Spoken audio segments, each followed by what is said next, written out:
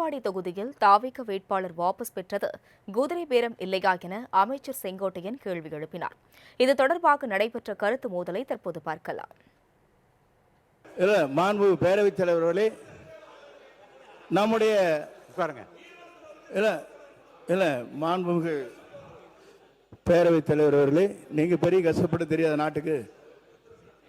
ஆகவே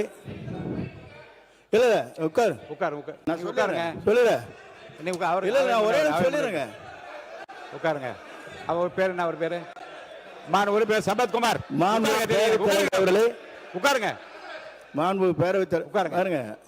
மாண்புமிகு பேரவைத் தலைவர் அவர்களே, எங்களுடைய வேட்பாளர் அருண் வாபஸ் பெற்றார்.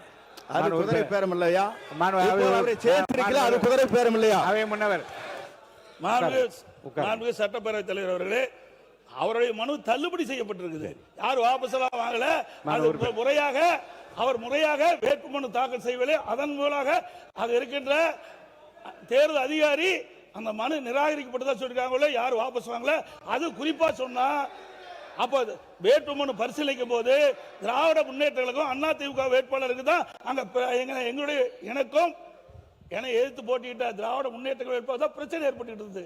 அவர்களை பத்தி, அவருடைய வேட்பாளர் பத்தி எல்லாம் அங்க பொருட்படுத்தல. இதில் கூட இணைக்க கூடாது. ஒரு கட்சியினுடைய தலைமையிலிருந்து ஒரு விலகி போகிற போது ஒரு கட்சி தலைமைக்கு ஏற்படுகிற இழப்பு குறித்தும் வருத்தம் குறித்தும் நிறைய பேசியிருக்கீங்க. அதெல்லாம் குறிப்பில் இருக்கிறது. இப்போது இந்த பிரச்சனையில் உறுப்பினர் ஆஸ்டின் பேசிய பிறகு தேவையில்லாத விவாதங்கள் வளர்ந்து கொண்டிருக்கிறது. சொல்லி முடிச்சார். அவை முன்னவர் விடுங்க. அது அவை முன்னவர் சொல்லி நான் தானே சொல்றேங்க. அவை முன்னவர் தவிர்த்திருக்கலாம். இருங்க. அவை முன்னவர் தவிர்த்திருக்கலாம். கொஞ்சம் இருங்க. வழக்கு மன்றத்தில் இருக்கிற எந்த பிரச்சனை குறித்தும்